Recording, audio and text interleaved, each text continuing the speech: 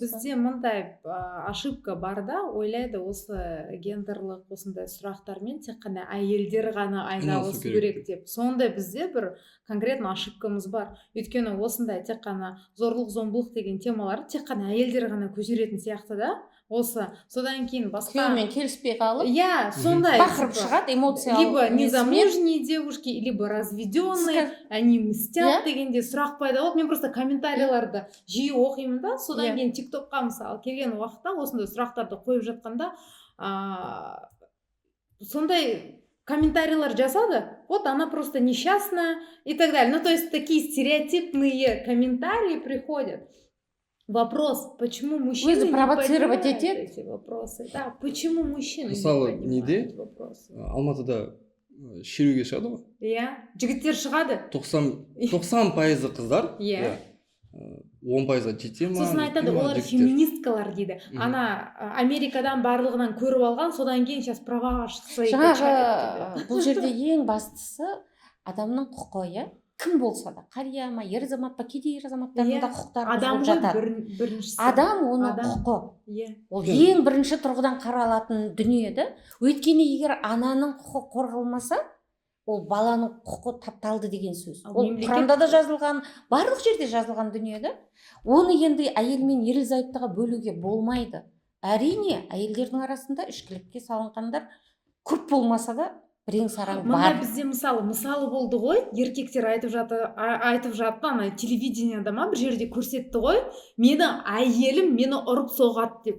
Осындай мысалы ер адамдар айтып жатыр ғой. Сонда біз айтып жатырмыз ғой, бұл жерде конкретно әйел емес, бала емес, еркек емес, отбасындағы адамның құқығы. Оның ішінде қорғайтын, ең қорғансыз қалатын қария мен бала. Өзінің құқығын айта алмайды, қорғай алмайды. Сонда біздің заңда қарастырып отырғанымыз бұл жаңағы баланы тартып алу, басқа мәселе емес. Мемлекеттік органдардың, құзырлы мемлекеттік органдардың пысықтау, нақтылау, бөлінген қаражатты жан-жаққа шашпау.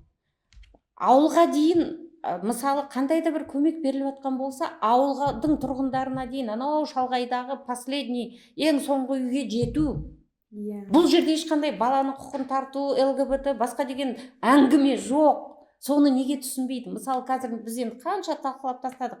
Қалай ойлайсыз, мысалы, айтып отырғанның бәрі ерлі-зайыптыға бөліне ме? Жаңағы мен айтып отырған дүние. Жоқ, бөлінбейді. Бірақ біздің общество солай ойлайды. Феминизм. Біздің қазақ феминизм тек әйелге керек деп ойлайды. Иә, солай ойлайды. Мысалы, мен ер азаматтарды білемін. Осы тақырыптарды көтеріп жүрген. Мысалы, Молдияр Ергенбеков. Иә. Ол жеке қыздарға ғана қатысы жоқ. Ол ер азаматтарға да қатысы болуы мүмкін. Мысалы ретінде мен бір нәрсені түсінбеймін. Мен әкем ғой. Мен ТРЦ-ларда, аэропорттарда, қоғамдық жерлерде ана мен бала бөлмесі бар да, неге әке мен бала бөлмесі жоқ? Неге ол ата-ана және бала бөлмесі емес? Мен сонда бір ана баласын емізіп жатқан кезде кіре алмаймын ба? Мен неге өзімді ыңғайсыз сезінуім керек? Мысалы ретінде. Немесе жарайды мен үйінде анасы жоқ отбасылар бар. Әкесі өзі жалғыз асырайтын отбасылар бар. Неліктен ол өзінің баласын кішкентай кіргізіп, кіші дәретке сындырып, немесе білмеймін, киімін ауыстыра алмайды. Енді қалыптасып қалған ұғыммен көбінесе енді көп пайызы әйелдер болғаннан кейін солай қалыптасып қалған ана мен жаңа баланың бөлімі деп. Мысалы, институт материнства и детства дейміз. Кейін материнская смертность, детская смертность, ана мен бала өлімі. Өйткені ана туады, еркек туа алмайды. Ана емізеді. Енді көбінесе да. Содан қалыптасып қалған дүние. Өйткені ол жердегі нақты мақсаттар ананы қорғап қалу, енді көбінесе жаңағы босану кезінде, жүкті болған кезінде бір проблемалар болады. Содан кәдімгі институт құралған. Или мысалы декретке шыққан институт материнства и детства деген. Ал уже декретке ер азаматтар шығып жатыр. Қазіргі уақытта ол нормальный практика. Бұл жерде мына біздің бір жаман әдетіміз, бір мәселені шешейін деп жатсақ, бұрмалап басқа бір жолға кетіп қаламыз да. Мысалы, біз қазір жаңа феминисткаларды алады да, жалпылама барлық дүниеге жаңа жазып, заңға да жазып шығады, басқаға да жазып шығады. Бұл жерде әр нәрсенің орны бөлек. Айтып отырмын ғой, 3 тарапқа бөлінеді: мемлекет, қоғам жаңағы ішінде жалпы отбасы әрқайсысының міндеті мен құқығы бар. Оны бүйтіп шатастыруға болмайды. Өйткені одан кейін өзіміз таппай қаламыз бас аяғын. Адамның құқығы деп айтайық, иә. Сол дұрыс қой. Иә. Мысалы бізде осы жолы Астанада продвинутое общество деп айтады ғой енді. Такие продвинутые люди, которые про феминизм говорят, которые про защиту прав женщин, детей говорят. Делали один форум, анонсировали один форум. Это наши общие знакомые. И что самое было интересное, они заявили спикеров. Тема конкретно была тема гендера, гендерная тема была, там, защита детей, женщин и так далее. Вопросы феминизма в том числе были. И там было заявлено 2 девушки и, по-моему, 4 или 5 спикеров мужчин. И вы знаете, что отменили этот форум? Потому что люди в комментариях в социальных сетях, они начали писать, а что там делают мужчины, а где женщины? Понимаете, посыл был сломан, а посыл самих организаторов был в том, что этот вопрос волнует не только женщин, но и мужчин. И у нас есть такие мужчины в обществе. А там такой хейтинг был со стороны, условно, социальных сетей. Почему там одни мужчины? Надо было гордиться, что мужчины решили на эту тему поговорить.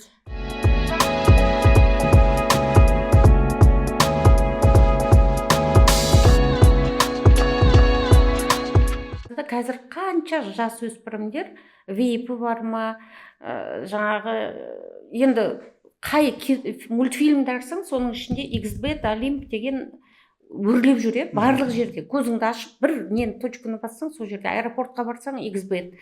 Ол уже как государственный программа болып кетті бізде, өкінішке орай.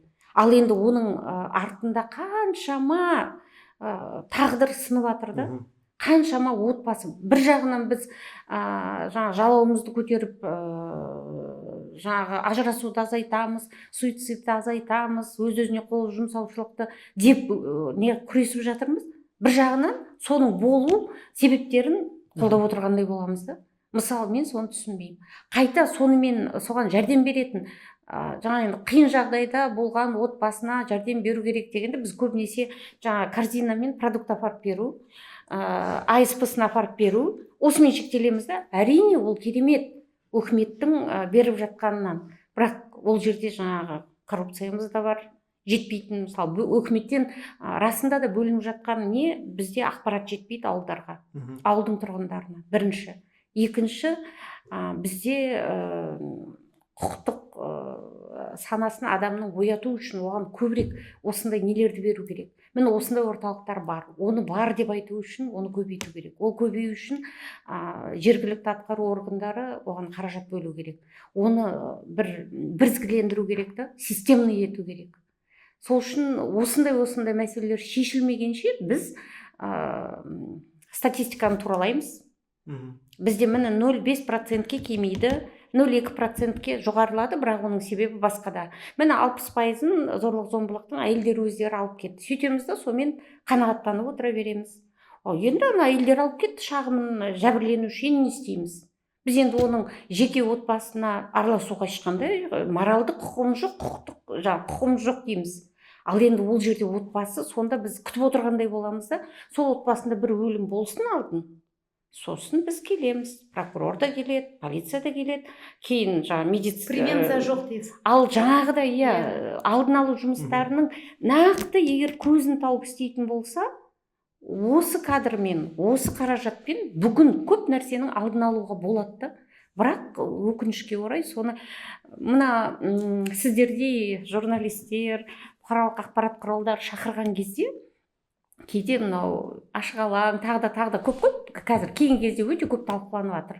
Сол жерде шақырған кезде мен өзім айтамын да, неге мына жерден психолог шақырады, мына жерден тағы діни басқармасынан біреуді шақырады, ана жерде бір сұхбат жараспайды да. Әркім өзің айтқандай бір жаққа алып кетеді сол теманы. Әртүрлі тілдерде сөйлесе беремін. Ал енді сонда мен өзім сұрақ қоямын да, мен осы жерге келдім. Мен вообще кімге не айтуға келдім? Егер ол мен бір құзырлы мемлекеттік органдардың құлағына алтын сырға деп нақты бір кемшіліктерін, біздің ұсыныстарымызды эксперт есебінде айтуға келсем, ол бір дүние. Оны ашып айту керек, нақтылап айту керек. Егерде мен халыққа жоқ мұңаймаңдар, өкіметтен талай әрекет жасалып жатыр. Талап етіңдер. құқықтық саласынан болсын, әлеуметтік салада болсын, бұның бәрі бар. Сіздер білулеріңіз керек десе, онда ол басқа мағына, басқа тема болу керек та. Сол үшін енді мен ойлар едім, сондай тақырыптарды міне өзіңіз шақырып айтып жатқандай нақтылау керек. Жаңа шақыратын эксперттерді алдын жинап, осы темадағы сұрақтардың нақты сұрақтары мен енді жауаптарын емес. Міне осы мәселені көтергенде қалай ойлайсыз? Біздің көрерменіміз кім? Оларға біз не жеткізгіміз келеді? Енді мүмкін мен түсінбейтін шығармын терең журналистиканы, жаңа қарап жатқан көрерменге драма керек шығар да, чтобы смотрибельный болу үшін.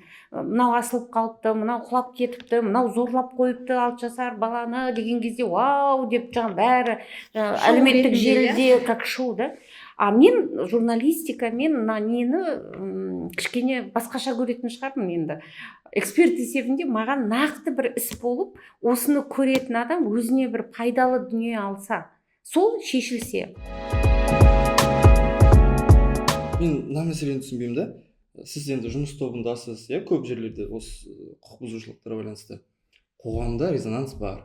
Әлеуметтік желілерде көптеген репосттар, күнде бір фактор пайда болып жатыр. Президент бұл жайлы айтты, отбасылық. Неге естімейді бізді? Сонда қоғам бөлек, қоғам, президент, әлеуметтік желілер барлығы бөлек, ал мына мәселе бөлек басқа әлемде жатқан сияқты да. Мен тыңдамайды, көзін жұмып алғандай. Сіз жаңа айттыңыз ғой, хотя бы до дегеннен алып тастасын деп. Енді соны алып тастады. Қашан? Осы жақында әкімшілік кодекске біз енді 18 жыл айтып отырған дүниені сол кезде кіргізбей, қалай кемшіліктер енді кіргізді, бірақ енді ол жерде де көп мәселе тұр да. Мысалы 10 тәулікке дейін жаңа әкімшілік заң бұзушылыққа барған кезде жеңіл жарақат, дене жарақаты, ол жерге кірген кезде де біздің айтуымызша біз оны ұсынған кезде оның бірден реализациясын ойлағанбыз да. Іске асу қалай болады, методикасы. Ол тек қана мына дон алып тастаңдар да болды, енді керемет болды деп шапалақ ұру емес. Енді ол қалай іске асады? Ол іске асады біріншіден қоғамдық жұмыстарға оны келгенінен бастап. Одан кейін мысалы қазір бізде енді ауыр жағдайда жатқан бір аурумен ауыратын больницалар бар ғой, санитар қылып жіберсін. Мысалы да менің өзімнің жеке ойым, қиыншылықтың бәрін көрсін. Детдомға барып, сол жерде детдомның ішіндегі жаңа дом малютки бар, басқа сол жердегі ең болмаса ең төмен саттағы мынау көз алдына елестету керек та, оның істері қандай ертең салдары неге алып келіп жатыр. Бізде ондай жоқ па қазіргі күні? Жоқ. Общественная работа деген. Жоқ. Содан бөлек жаңағы мен айтқан центрлер ішкіліктен жаңа айтып отырмыз ғой, ондай қадамға баратын адамдардың көпшілігі не ішкілікке салынған, не болмаса жаңа нашақорлық, игроманияға барған, психикалық ауытқуға жақындаған адамдардың көбісі сондайға жақындап қалған. Оларды түзетіп, семьясына 10 күннен кейін ба 20 күннен кейін ақыры қылмыстық не болмағаннан кейін онда сол күннен бастап сол бізде әкімшілік кодексте 54-ші бап бар. Сол жерде арнайы талаптарды берген кезде, сол жаза берген кезде, ол жерде біз ұсынған мысалы бір пункт болды. Сол пункт тармақта біз айттық, бірден психологиялық коррекцияны 6 айға дейін өту керек. Енді ол психокоррекцияны өткізетін орындарды дайындау керек қой. Сол үшін әкімдік жаңағы гранттар арқылы ма, жаңағыдай орталықтарды көбейту керек. Сөйтіп сондай орталықтар неғұрлым көп болса, мына сотқа түскен адам сол күннен бастап әшейін потолокқа түкіріп жатпастан 10 күн қашан өтеді деп бірден жаңағыдай жұмысқа барып келеді, ертеңіне жаңа психологиялық курсқа барады, сөйтіп шыққаннан кейін да соны міндеттеп 6 айдың ішінде сол курстан өтесін. Міне сол кезде кішкене қадам болады да, нақты қадам. Ал басын бастап тек қана міне дон алып тастадыңдар ма, енді сендердің армандағандарыңды орындадық болды, міне алып тастадық дегенмен енді ар жағын іске асыру. Ол жерде әлеуметтік министрліктер жаңа здравоохранение, денсаулық сақтау жаңа центрлерді ашу керек, акиматтар қосылу керек. Әлеуметтік жағынан мысалы жұмысы болмаса бірден именно сол семьяға жұмысқа баулу керек та. Уже шыққаннан бастап ол егер жұмыс істемей жүрген болса, мүмкін бір жаңа центр занятости бар, сол жерде бірден міндеттеу керек, сен жұмыс істеуің керек, не болмаса ертең жұмыс істемейтін болсаң, осылай жүретін болсаң, кейін сол жердегі несін бірден ақшасын алып отбасына жұмсау керек. бұл өте керек жақсы болатын болса. тәжірибе ғой, және мысалы практика ғой, осындай общественный работадан өтіп дегендей. Мысалы америкалық, мысалы басқа да киноларды көрген уақытта 1+1. Отбросы. Да, 1+1, отбросы, және тағы да басқа, мысалы, помнишь вот этот молодежный фильм был «Шаг вперед» или что-то такое? Вот парень был на общественных началах, в художественную школу вот эту танцевальную пришел и начал танцевать. Да, или 1+1, он социализировался, потому что он пришел на работу устраиваться по уходу за инвалидом, условно, да? То есть в таком формате у нас вот это вот не рассматривается. Ол үшін оның бәрі заңға кіру керек. Почему мы хотели айналып закон? келгенде сол. Потому что ол жерде міндеттер нақтыланбалған, жалпылама жазылған. Вот такое-то министерство, олар жалпы мониторинг осындай жазылған да, жаңағы бір нелер жүргізу керек. Ал енді ол жерде нақтыланбаса, онда инструкцияларда нақтылану керек. Ол кәдімгі бір міндет болу керек. Оны істемесе мүмкін емес болу керек та. Егер мен келгеннен кейін ең болмаса айтса екен деп. Көз алдымда мындай картина құралды. Мемлекеттік органдар бар, қоғам бар, эксперттер бар. Мысалы, өзіңіз айтып жатқан ұлттық кеңес бар. Сол енді қоғамның ішіне кіреді. Окей, эксперттермен бірге. Мемлекеттік орган, мынау қоғам, оның ішіне НПО, белсенділер и жеке тұлғамен, олардан да мысалы иждивенчество болмау керек. Олардың балдарына жауапкершілігі бар, әркім өз деңгейінде жауапкершілікті алу керек. Сонда бірігіп мәселе шешу керек. Дұрыс. Ал енді соның үстінде тұратын, мысалы, біз бақытты елміз. Мен бұл бір неғылып бір политиканы қозғайын деп айтып жатқан емес. Мен көп елдердің анализ жүргіздім де, енді мынау СНГ-ні алайық. Сол жерде, мысалы, енді кеше Өзбекстанды мақтап жатырмыз. Бізде енді қанша әр жолдауында Қасым-Жомарт Кемелұлы айту керек. Әр жолдауында отбасы, бала, әйел туралы айтып өтеді. Әр жолдауында нақтылап айтып өтеді осы мәселені. Мысалы, осы мәселе, мысалы, Ресейдің өзінде де ондай дәрежеде айтылмайды да. Енді төмен түсетін болсақ, ендігіде міне 3 бағыт бар ғой, 3 вет власти дейміз, 3 жаңағы тармақ. Бұл сот жүйесі, заң қабылдау, депутаттарымыз, кейін мемлекеттік исполнительный орган. Міне, осы үшеуінен мына сот жүйесі әділ заң шығару керек. Ертең жалпы қандай іс болса да, ақыры осы жерге келеді, әділдік іздеп. Осы жерде әділ шешімдер қабылдау керек. Мына жерде депутаттар халықтың үнін тыңдап, міне эксперттердің, халықтың нақты заңдарды қабылдау керек. Мына жерде исполнительный власть жаңағы айтылғанның бәрін іске асыру керек. Енді бұл жерде бұдан артық білмеймін. Мен енді бұл логика, жесткий, четкий логика болу керек. Мен енді бір ақылсымақ болып бұл жерде бәрі білмейді екен деп жатқан жоқпын. Менен де басқа көп эксперттер айтып жүр, құқық қорғаушылар айтып жүр, адвокаттарымыз, міне Айман Омарова бар, айтып жүр. Ол айтқан былай тұрсын, олар кәдімгі барып үйретіп, сабақ беріп жүр, дәріс беріп жүр, тренинг өткізіп жүр. Біздің ұлттық комиссия кейде айтады, мына ұлттық комиссия не істеп отыр дейді. Мен ашық айтайын, бізде біріншіден біз айлық алмаймыз. Бізде кабинет жоқ. Бұл қоғамдық тұрғыдан жаңағы біз на общественных началах дейді ғой. Волонтер деп есептесек, белсенділік. Сол себепті біз қазір міне енді осы көтерілген мәселе, бұл менің ғана ойым емес, енді жалпы мынау біз жаңа отырыстарда осыны талқылаймыз. Бұл бір ғана мәселе емес. Оның ішінде жаңа бала өлімі, ана өлімі бар. Оның ішінде женский предпринимательство, жаңа кәсіпкерлік бар, әйелдерді қалай. Оның ішінде әйелдердің саясатқа жаңа қанша белсенді қатысуы бар. Әйелдерге баспана деген қазір бағдарлама бар. Одан кейін халықаралық деңгейдегі көп мәселелер бар. Бұл жерде айтылатын мәселе көп, мысалы осының бәрі көтеріліп жатыр. Баспана туралы да мәселелерді біз отбасы жаңа осыдан 1 жыл алдын былтырлары осы мәселені көтергенбіз. Көп балалы аналардың жағдайы туралы, жалғыз басты аналардың жағдайы туралы. Енді кейде мына әлеуметтік желілерде айтады, политик болам десеңіз, әлеуметтік желіде күніге портретіңізді шығарып отыруыңыз керек дейді. Мен шынымды айтсам, расында менің уақытым жоқ. Мына талдаулардың бәрінің егжей-тегжейіне жету үшін мен әр заңға бүйтіп үңіліп соны қарап отырамын да. Енді юристтер көп қой, енді әркім өз саласында. Мен егер бір тақырыпты талқылайын десем, онда мен өзім түсініп алуым керек. Содан кейін мен сол жерге шығам. Содан кейін соның іске қалай асып жатқанын зерттеймін. Одан кейін статистикасын талап етемін. Одан кейін іс-шараларда не істеп жатқанын қараймын. Содан кейін барып бір тұжырымға келесің да. Бір концепция жазасың, стратегия жазасың. Сол үшін бұл өте күрделі мәселе, бірақ қазір де әлі іздестіріп жатырмыз.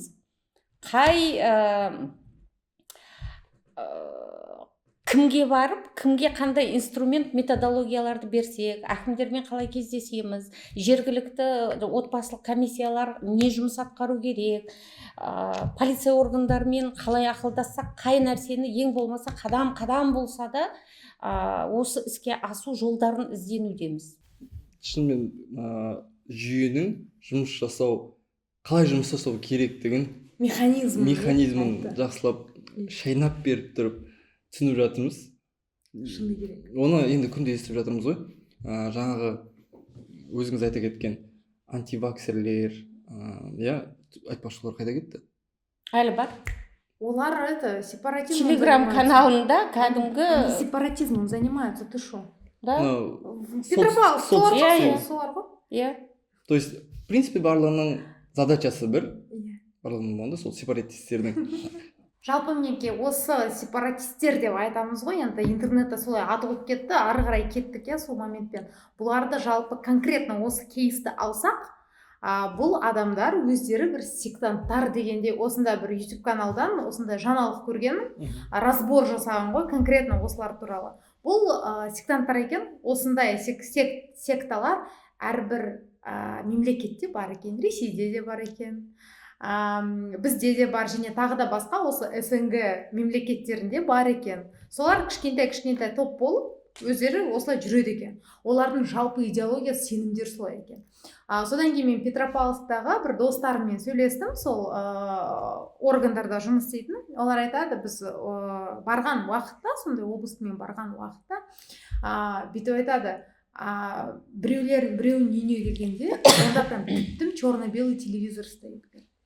У него кроме вот такая плита, говорит, стоит просто, где, не такая плита, которая от этого, а такая настольная плита, говорит, стоит. Больше фактически ничего нет. Олар сол идеямен, идеологиямен өмір сүреді. Сектанттар ғой, сондай моментпен. Сол антиваксерлар, содан кейін Аризона университетін ашуға қарсы шыққан адамдар ғой, ЛГБТ, Америка, ары бері. Мысалы, жаңағы бір кішкентай дүниені алып алып, содан бір түшмедей нәрсені түйедіп көрсетіп отыр да. Әйтпесе мысалы бізде енді жасыратыны жоқ қой, тіл жағынан болсын, дін жағынан болсын, білім алу жағынан болсын, мектептегі оқу, жаңағы денсаулық сақтау, бізде еш жерде бір ұлтқа бөліну, дінге бөліну деген жоқ. Біз зайырлы жаңағы мемлекет деп өзімізді орнықтырған болсақ, осы күнге дейін оны іс жүзінде мысалы дәлелдеп келе жатырмыз. Халықаралық қанша біздің конвенцияларымыз бар, солар халықаралық барлық актілерге Қазақстанның іс-әрекеті сәйкес келеді деп осы күнге дейін бір енді бұрмалау әрине болады. Жаңа бір саяси мәселелерге көшіріп жібереді. Ол енді Ресейден енді талай рет естіп жатырмыз, бір депутаттарының неше түрлі әңгімелерін. Оған да біздің МИД жаңағы сыртқы істер министрлігі өзінің бір пікірін білдіріп жатыр. Бұл жерде мен ойлаймын, бұл бұрмалау. Ондайға жол бермеу керек. Егерден бір заң бұзушылыққа баратын болса, заңда ондай адамдарға да бір өзі сәйкес жауапкершілік қарастырылған. Ондай әрекеттер қазір уже неуместно деп ойлаймын да. Себебі МИДтің деңгейін көбісі кішкене мойындамайтын шығар. МИД бірнеше рет жауап берді ресейлік кейбір говорундарға. Может, бізде де сондай говорундар керек. Мысалы бізде қазір депутаттар, бірнеше сондай депутат бар. Неге соларды шығармас? Менің ойымша бұл сұрақ президенттің өзі айтқан кезде Симонянның сұрағына жауап берді. Сол кезде нүкте қойылған сияқты. Питерский форумда. Сол кезде нүкте қойылған сияқты. Енді бұл мәселе қызық емес. Бізде қазір бюджет, егер әр әкімдіктің 5 жылдық жаңағы бюджетін қарайтын болсаңыз, любой облыстықны алып, 5 жылдық бюджет сайтта тұр, ашық неде. Егер былай қарайтын болсаңыз, барлық жаққа бөлінген, бірақ отбасылық құндылықтар деп айтып жатамыз, отбасылық жағдай деп айтып жатамыз, көп айтамыз, бірақ бюджетте бір тиын оған қарастырылмаған. Ол проблема, индикатор жоқ есебі. Ол акиматтар туралы айтып жатырсыз. Менде ендеше мындай сұрақ, бізде комитет семей деген бар ғой, ол немен айналысады? Кім? Комитет семей. Жаңағы ақпараттандыру және қоғамдық даму министрлігінде арнайы комитет бар. Енді жалпы осы мәселенің стратегиясын, заңға өзгерістер кіргізу мәселесінің бәрі сол комитетте болу керек. Енді менің өзімнің қанша уақыттан бері, осы 17 жылдан бері ұсынып отырғаным арнайы агенттік болу керек, отбасылық. Германияда бар, Түркияда бар, басқа елдерде осы бар. Ол үшін ешқандай қаражат бөлудің дополнительный бюджет деп атамыз ғой, қосымша қаражат бөлудің қажеті жоқ. Ешқандай кадрдың осымен, мысалы, білім министрлігінде комитет по охране прав детей бар. Ол жерде болмау керек. Ол менің өзімнің пікірім. Қайда болу керек? Вот соны алып шықса. Ақпарат және қоғамдық даму. Жоқ, ол жерде бөлек агент комитет бар. По молодежь, жастар және отбасы комитеті бар. Соны миордан алып шықса. Мынау комитет по охране прав детей, балдарды қорғау комитеті бар. Соны алып шықса. Одан кейін еңбек министрлігінің ішінде әлеуметтік көмек беру 1-2 департамент бар. Соларды егер бірге қосып бір агенттік болса, қанша агенттік осы кейінгі 10 жылда қанша агенттік құрылып жатыр, жабылып жатыр. Егер енді ең басты мәселе бізде отбасының жағдайы. Егер соны бірге құрып, ал енді жергілікті әкімдіктердің ішінде сондай дербес басқармалар құрылса, мен ойлаймын, шашырап жатқан ақша әр жерде, бірақ жауапкершілікте размытый дейміз ғой, жауапкершілікте жоқ. Мысалы, білім басқармасына келіп айтатын болсаңыз, олар айтады, кешіресіз, маған баланың білімі, баланың мектептегі жүріп тұруы, жаңа суициді бар, басқасы бар, мен соған жетсем, мұғалімге де, әр мұғалімге осыны бежеріп алсам, соның өзі маған үлкен жұмыс дейді. Енді оның әке-шешесі ішіп жатса, оның әке-шешесі тағы бір нәрсе дүние істеп жатырса, менің оған барып, оны жөндеуге уақытым жоқ жасау керек дейді, МВД тек қана көбінесе орын алған бір құқық бұзушылыққа реагировать етеді. Егер еңбек министрлігіне келсеңіз, кешіресіз, аудандарда бір 2-3 қана қызметкерлер бар. Одан кейін контрактпен істейтін. Олар көбінесе мүмкіндігі шектеулі мүгедек топтағы азаматтармен, одан басқа да АСП-сы бар, кейін пенсиясы бар, басқасы бар. Сол проблемаларға 2-3 адамның саны да жетпейді. Нақты оның бәрін мониторинг жасауға. Сонда оларда айтады, жоқ, біз енді көмек беріп, бізге келетін болса, қазір енді цифрлық карта, отбасылық цифрлық карта істейді дейді, бірақ енді қазір біздің интернет пен ауылдарда ол цифрлық картаны қалай істелініп кетсін, үлкен үміттеміз. Ал енді одан да сұрай алмайсың, сонда кімнен сұраймыз? Мынау заңның ішінде тұрмыстық зорлық зомбылықтың алдын алу туралы 2009 жылы заң қабылданған, содан бері 13 жыл өтті. Соның ішінде субъектілер бар. Субъект дегеніміз кім жауап береді, қай министрлік? Соған білім министрлігі кіреді, жаңағы білім саласына. Барлығы, Бірақ спорт пен мәдениет министрлігі кірмейді. Қалай кірмейді? Ол жерде 10 жылдан бері олар жоқ. Жастарға арнайы бағдарламалар. Вот сол кіру керек деп мен неше жылдан бері айтып жүрміз. Креативный индустрия қазір тек қана жастарға арналған. Жастардың, отбасылардың мәдениетін көтеруіміз керек деп айтып жатамыз, ол министрлік ішіне кірмейді. Заңда жоқ.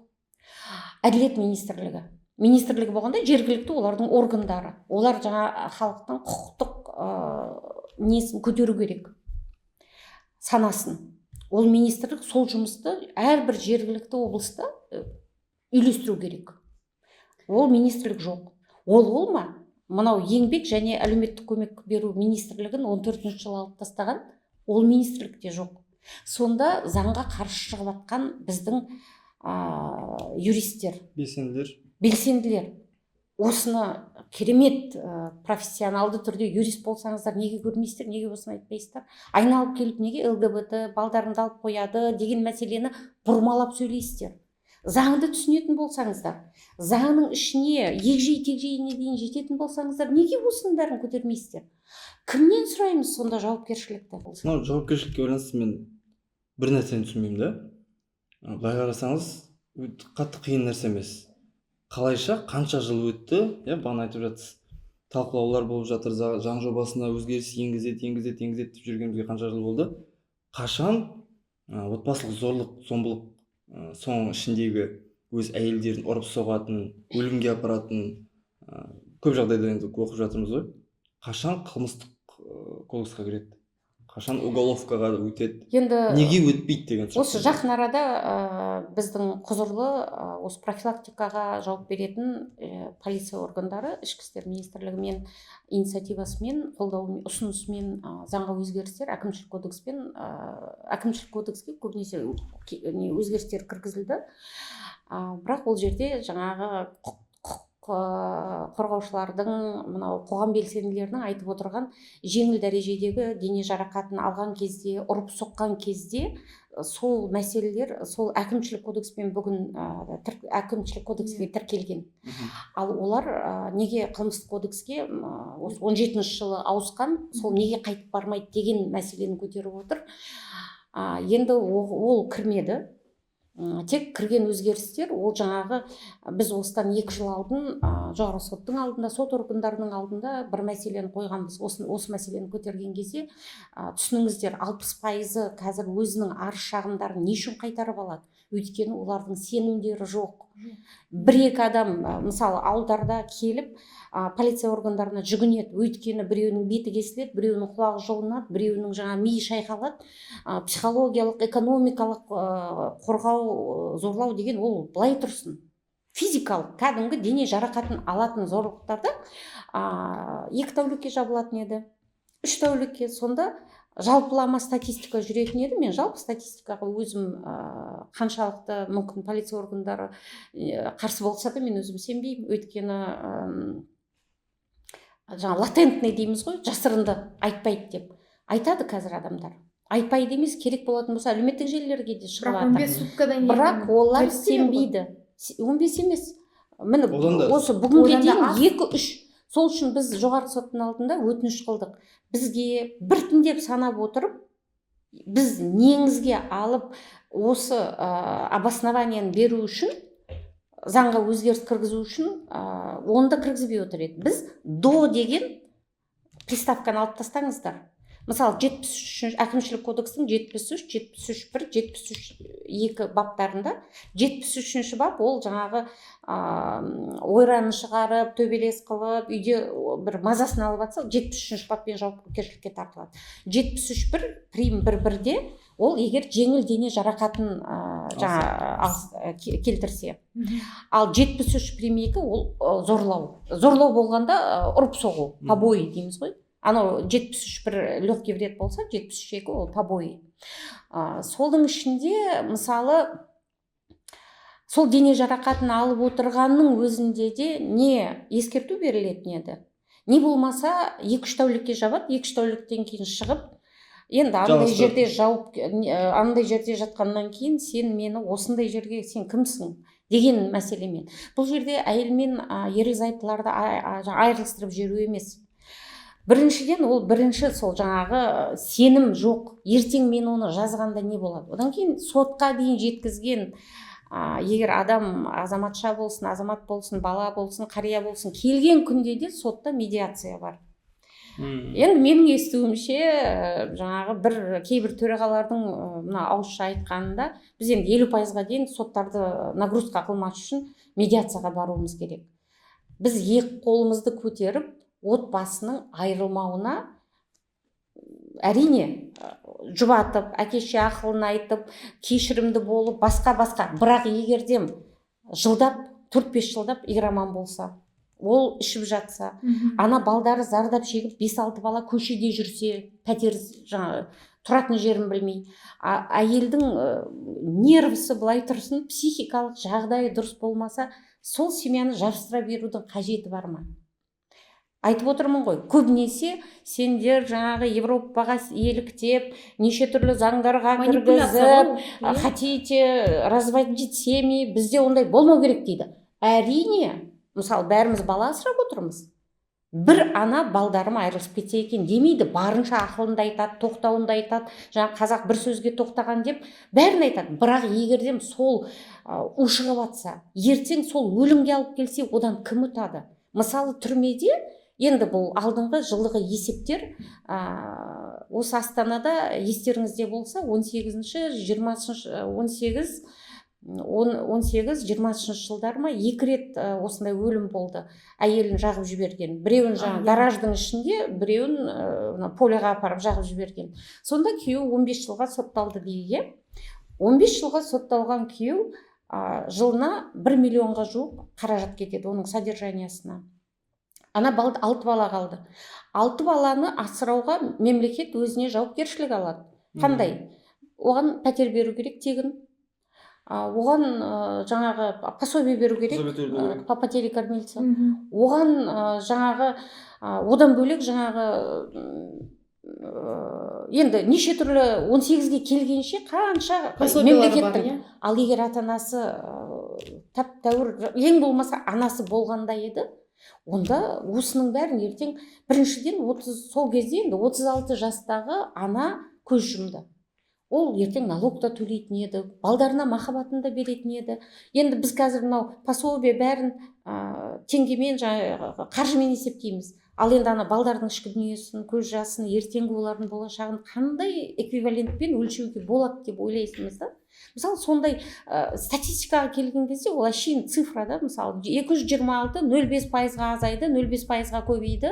Ал егер жеке бір отбасына келетін болсаң, ол кәдімгі 6 жылап отырған, мысалы еңіреп отырған ана немерелерімен қалған 6 бала ертеңгі болашағы, әкесі түрмеде жатыр, қандай психикалық оларға ертең болашағына зақым тиеді? Анасы жоқ.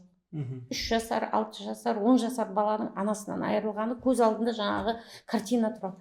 Осындай кезде мысалы неге біз сондай өлімді күтуіміз керек? Неге жеңіл жарақаттан басталған кезде, мысалы осыдан бір 5 жыл алдын, естеріңізде болса, мынау жол жүру тәртібін қатаңдату үшін мынау ременді кию керек болды, ғана 2 двойной полосаны өтпеуіміз керек, бұзбауымыз керек, сергек қосылды. Тәрбиелендік қой.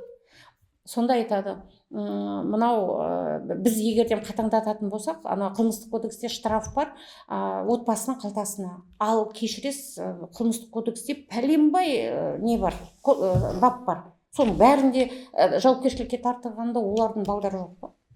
Олар да адам ғой, қазақстандықтар ғой, олардың да осындай тұрғыдан егер қарайтын болсақ та, обоснование етіп. Ол бірінші, екінші, біз қатаңдатқан кезде өлім үшін, коррупция үшін, тағы да басқа үшін, жаңа браконьерлерді қатаңдаттық, заңды браконьерствоға басқа, сонда не үшін істедік? Адам аяқ тартсын деп істедік. Осындай қылмысқа 1-еуі, 2-еуі, 5-еуі не қылады да, 6-шысы сәл болса да тоқтайды. Әрине профилактиканы қатаңдату керек, жүргізу керек, күшейтіп. Жаңағы айтып отырған ішкілікке салынғандармен, басқалармен біз күшейтуіміз керек. Отбасылық басқармасы деп, мынау әрбір отбасымен дұрыс жұмыс істеп, бірақ салдарымен емес, себептермен күресіп.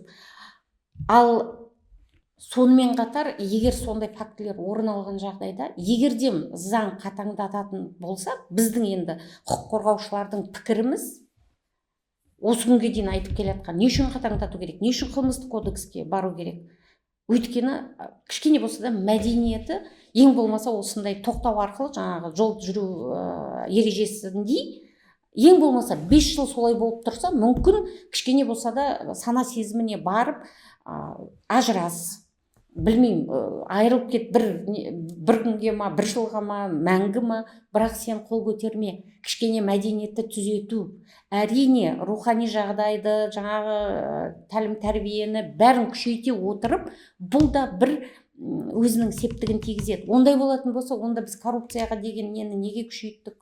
Ондай болатын болса неге жаңағыдай айтылып отырған жол жөнекей неге оны күшейтіп келе жатырмыз? Адамды тоқтату үшін. Қыса берсең үйренеді. Кішкене болса да тоқтайды. Жоқ, мінекей фактылар көп, мысалдары көп. Сіз оны барлық площадкаларда айтасыз. Жоғары сотқа дейін де жеткіздіңіз мысалы, иә, МВД-ға айттыңыз. Бірақ неге сол қалпында қалды? Мысалы, қазір Өзбекстанға қарасақ, ол герой времени болып кетті ғой, ана президенттің қызы ана жерде қандай пламенный речпен, иә, халықтың алдында сөйлеп, уголовкаға өткізді мысалы, иә. Біз сонда қарадық та, біз айтамыз, осы көршінің қыздары пысық дедік сол кезде қарап отырасың да жүрегің ауырады. Неге бізде Қазақстанда ол уголовкаға өткен жоқ деген. Бізде енді полиция органдарының айтуы бойынша қылмыстық кодексте ондай заңда бәрі қарастырылған дейді. Не қарастырылған? Мысалы, қылмыстық кодексте 99-шы бап бар, ол өлім жаңа өлтіретін болса жауапкершілікке тартылады. Өлімге жеткізу болса доведение до самоубийства 105 бап, ол қарастырылады. 107, 106. Егер ауыр дене жарақаты не болмаса орта дәрежедегі дене жарақатын келтіретін болса, оларда жаңағы квалифицирующий признагына арнайы отбасындағы деп кіргізілді. Бірақ біздің айтып отырғанымыз ең көп тіркелетін жеңіл дәрежедегі зақыммен ұрып соғу, содан құтқарып қалу. Біз күтпейік, анау майып болып қалу деген, егер сіздер мынау арнайы өзі инструкциясы бар, қай кезде ауыр жағдай, қай кезде орта дәрежеде, қай кезде жеңіл жарақат. Егер сіздер жаңағы орта дәрежедегінің өзін көретін болсаңыз, ол деген кәдімгі бетін тіліп тастау, көзі көрмеу қалу, ми шайқалып кету, басқалар. Сонда біз оған жеткізбеуіміз керек қой әңгіме. 2010 жылы прокуратура органдарында істеп жүріп, сонда Германияға бір іс сапарға барған кезде сол жердегі прокуратурадан сұраймын ғой, ал сіздерде неге общий надзор жоқ деп. Ол кезде бізде прокуратурада жалпы жаңағы мынау әлеуметтік саладағы министрліктерді, әкімдіктерді тексеретін. Қазір алып тастады. Қазір ол жоқ. Сонда солардан сұраймын ғой, неге жоқ десем, олар айтады, ол не үшін керек дейді. Мен айтам, қалай не үшін керек? Олар бір кемшілік жасайтын болса прокуратура тексермеймін. Олар айтады, олар не үшін кемшілік жасау керек дейді да маған. Мен сонда түсінбеймін, қалай жасамайды? Коррупция қайда, басқа нәрсе қайда? Жасау керек қой енді олар. Сонда оларда уже жылдар бойы, ғасырлар бойы келіп, ұғым жоқ та, біреу бір нәрсені бұзу керек деген ұғым жоқ. Сол себепті оларда кейін мен сұраймын, сіздерде қанша қызметкер жауапкершілікке тартылып, қиналып отырып, қай кезде кім екен деп есіне түсіре алмай, оларда ол проблема емес та, потому что ол жерде олар бұзбау керек, заңды бұзбау керек, өз міндетіне дұрыс нормальность деу керек. Сол үшін бізде что так можно было? Жаңағы айтып жатқаныңыз, енді ұйықтайын деп жатқан кезде түнгі бірде ұйықтап жатып, так, в интернете кто-то не прав. Сондай нелер бар ғой. Надо восстановить справедливость. Ол негізі дұрыс. Көп жерлерде шынымен де бір азаматтық позициясы бар адамдар шыдай алмайды, және олар шыдай алмау керек. Нетерпимость болу керек деп ойлаймын. Өте терең. Бұл жерде ғалымдар отыр ғой, енді қалай мен енді үндемей қалмау мүмкін болмады да ол жерде. Көбінесе мен енді ондай көп шыға бермеймін. Жарайды, енді түсінігі осы болса қайтесің деп. Бірақ ол жерде шет елдің ғалымдары отыр да. Мысалы, білгені бар, білмегені бар, бірақ біздің позициямызды ол жерде білдірмеу. Мен тек қана деректерді келтірдім. Есіне түсірдім десем болатын шығар. Өте терең, өте маңызды, шын керек ашылып әңгіме дөкен құрған сияқтымыз. Сіздерге құрметті арулар, көп рахмет. Жақсы болады арнасында Ағарке ханым, Салтанат ханым. Алдағы уақытта бізге аудиторияға маңызды, қажетті әңгімелер айтылды деп ойлаймын. Көп затты түсіндік. Белгілі бір жүйелерге байланысты. Сондықтан осының барлығы тек алдағы уақытта барлығы жақсы болсын деген ниетпен жақсы болады каналынан сіздерге көп рахмет. Атауы өте керемет екен. Расында да үмітсіз шайтан деп бекер айтпаған қазақ. Біз бар күшімізді салып, біздің Қазақстанымыздың ертең өркендеуіне, гүлдеуіне әрқайсымыз өз күшімізді салсақ, жаңағы айтқан әрқайсының міндеті мен құқы бар деп, онда жақсы болады. Бір 10 адам осы түсірілімді көрсе, осы подкастыны көрсе, және тағы да басқа біреуіне үзілістерді осылай түсіріп басқа біреуіне жіберсе, біздің мінекей бүгінгі подкасттың результаты бар, нақты результаты бар деген оймен шығуға болады. Миссия орындалады. Миссия орындалады, иә. Рахмет.